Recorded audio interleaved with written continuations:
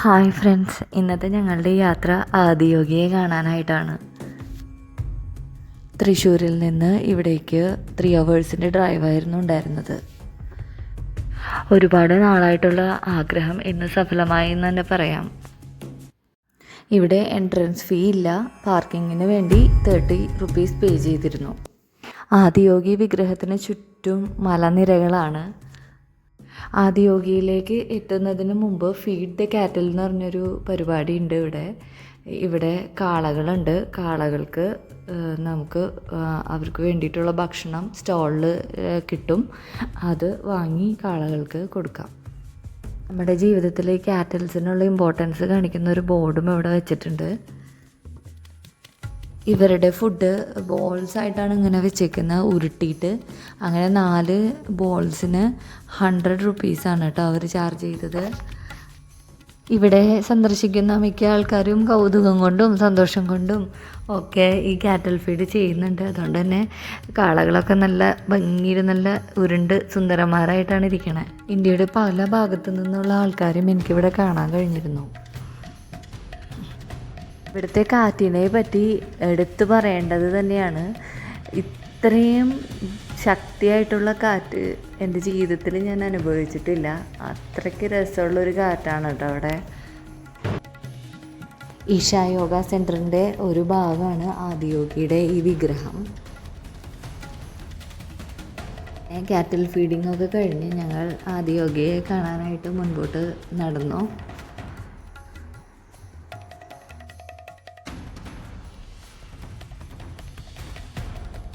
ശിവഭഗവാൻ അഥവാ ശങ്കരനാണ് ആദ്യത്തെ യോഗി. അതുകൊണ്ടാണ് ശിവഭഗവാനെ ആദിയോഗി എന്ന് അറിയപ്പെടുന്നത്. ശിവഭഗവാന്റെ ഇങ്ങനെ ഒരു സ്റ്റാച്യു ഇവിടെ എസ്റ്റാബ്ലിഷ് ചെയ്തിരിക്കുന്നത് എല്ലാവരുടെയും ആത്മീയമായ ഒരു ശുദ്ധിക്ക് വേണ്ടി ഒരു ഇൻസ്പിറേഷനായിട്ടാണ്. ആദിയോഗി സ്റ്റാച്യു ഇങ്ങനെ നല്ല ഭംഗിയായിട്ട് ഡിസൈൻ ചെയ്തിരിക്കുന്നത് സദ്ഗുരു ജഗ്ഗി വാസുദേവാണ്. അതേപോലെ തന്നെ ആദിയോഗി സ്റ്റാച്യു ഇനാഗ്രേറ്റ് ചെയ്തിരിക്കുന്നത് നമ്മുടെ പ്രൈം മിനിസ്റ്റർ നരേന്ദ്രമോദിയാണ്. 112 ഫീറ്റാണ് ഇതിൻ്റെ ഉയരം. ഈ 112 ഫീറ്റ് റെപ്രസെൻ്റ് ചെയ്തിരിക്കുന്നത് നമ്മുടെ മനുഷ്യ ശരീരത്തിലെ 112 ചക്രാസിനെയും അതുപോലെ തന്നെ യോഗി കൾച്ചറിൽ മെൻഷൻ ചെയ്തിട്ടുള്ള 112 മോക്ഷ മാർഗാസിലേക്കുമാണ്. ഇത് ഒരു സ്റ്റീലിൽ നിർമ്മിച്ചിരിക്കുന്ന നിർമ്മിതിയാണ് കേട്ടോ. ഗിന്നസ് വേൾഡ് റെക്കോർഡിലും ഈ സ്കൾപ്ചർ ഇടം നേടിയിട്ടുണ്ട്. ലാർജസ്റ്റ് ബസ്റ്റ് സ്കൾപ്ചർ എന്നുള്ള രീതിയിലാണ് ഈ സ്കൾപ്ചറിന് ഗിന്നസ് വേൾഡ് റെക്കോർഡ് കിട്ടിയിട്ടുള്ളത്. ആദിയോഗിയെക്കുറിച്ച് പറയാനാണെങ്കിൽ ശിവഭഗവാൻ എന്നുള്ളതിനേക്കാൾ ഉപരി അദ്ദേഹമാണ് ഫസ്റ്റ് യോഗി. അതായത് സയൻസ് ഓഫ് യോഗ ആദ്യമായിട്ട് ട്രാൻസ്മിറ്റ് ചെയ്തത് അദ്ദേഹത്തിൻ്റെ 7 ശിഷ്യന്മാർക്കാണ്. സപ്ത ഋഷീസ് എന്നാണ് അവരറിയപ്പെടുന്നത്. അവർക്കാണ് സയൻസ് ഓഫ് യോഗ ആദ്യമായിട്ട് അദ്ദേഹം ട്രാൻസ്മിറ്റ് ചെയ്തത്. ഇവിടെ കുറച്ച് നേരം ഇരുന്ന് ഇവിടുത്തെ മന്ത്രാസും മ്യൂസിക്കും ചാൻഡിങ്ങും ഒക്കെ കേട്ട് കഴിഞ്ഞാൽ നമ്മളറിയാതെ തന്നെ ഒരു ട്രാൻസിലേക്ക് ഓട്ടോമാറ്റിക്കായിട്ട് മാറും.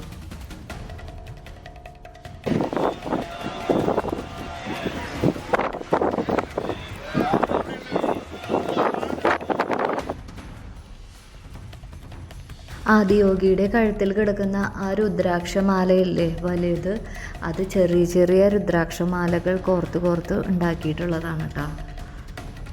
ഞങ്ങളിവിടെ ഒരു 3 മണിയോട് അടുത്തിട്ടാണ് വന്നത്. അപ്പോഴാണ് ഇവിടെ 7 മണിക്കാണ് ലേസർ ഷോ എന്ന് അറിയാൻ കഴിഞ്ഞത്. അപ്പോൾ സമയം പോകാൻ വലിയ പാടൊന്നും ഉണ്ടായിരുന്നില്ല.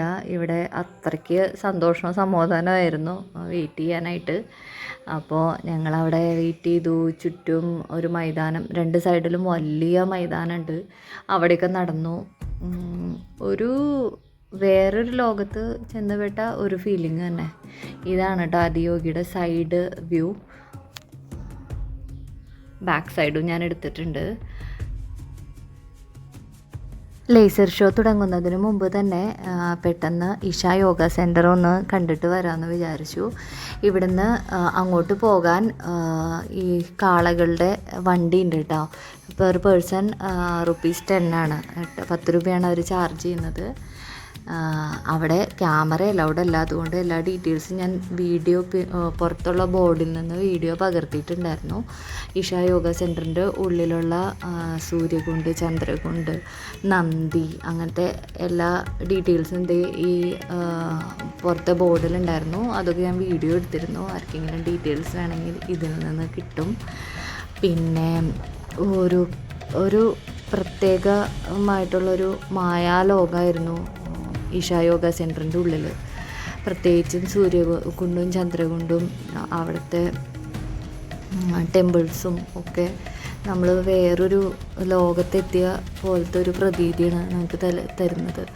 ധ്യാനലിംഗ ടെമ്പിൾ പറഞ്ഞറിയിക്കാൻ പറ്റാത്ത അത്രയും ഇന്നർ പീസ് തരുന്ന ഒരു സ്ഥലം.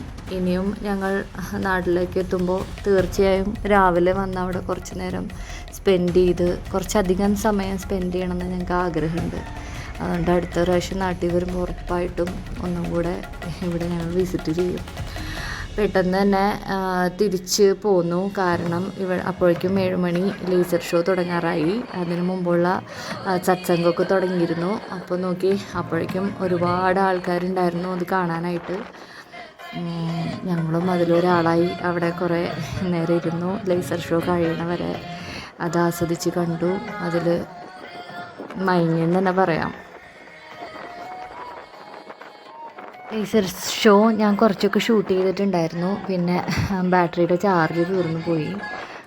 കാറ്റിൻ്റെ കുറച്ച് ശബ്ദം ഉണ്ടാവും, എന്നാലും നിങ്ങൾക്ക് ആസ്വദിക്കാൻ കഴിയുമെന്ന് ഞാൻ വിശ്വസിക്കുന്നു.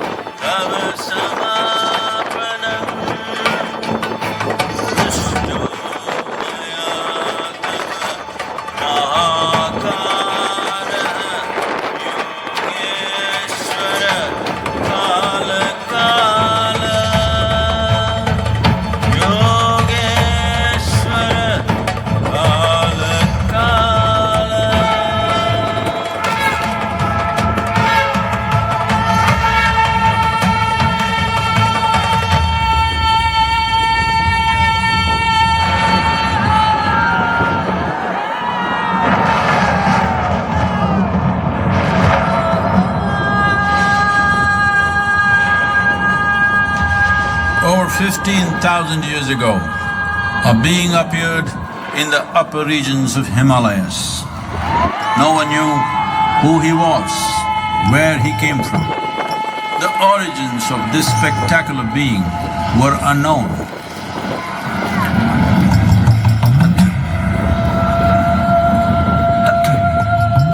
When his ecstasy allowed him some movement, he danced wildly.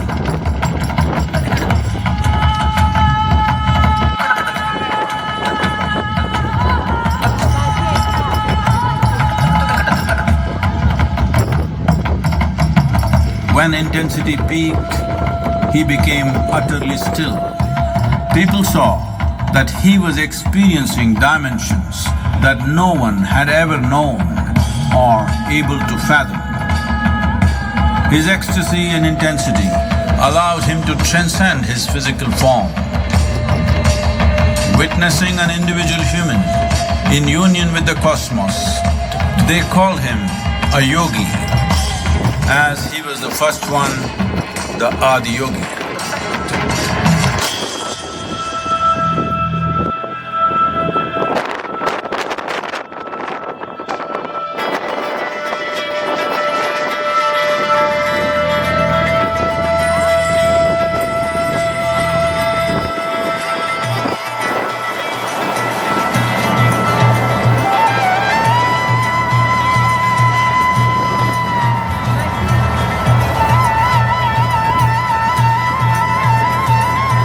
When his stillness lasted for years on end, curious onlookers melted away.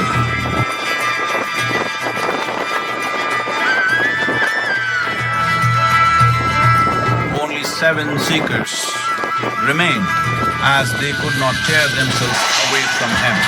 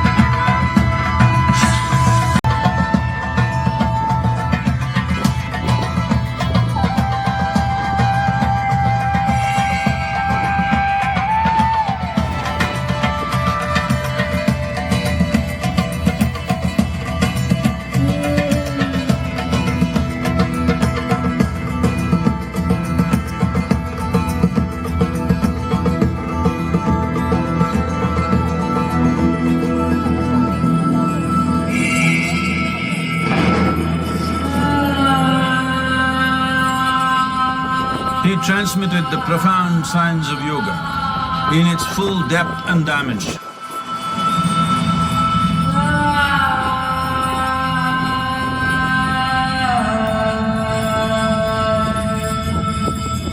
He expounded 112 methods of attainment, offering his disciples access to the deepest innards of creation.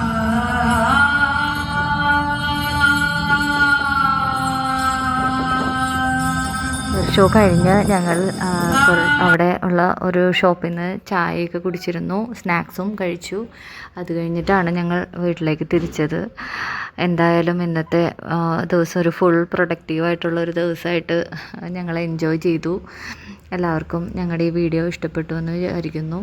ഇഷ്ടപ്പെടുകയാണെങ്കിൽ like ചെയ്യുക, subscribe ചെയ്യുക, comment ചെയ്യുക, share ചെയ്യുക. Thanks for watching. By.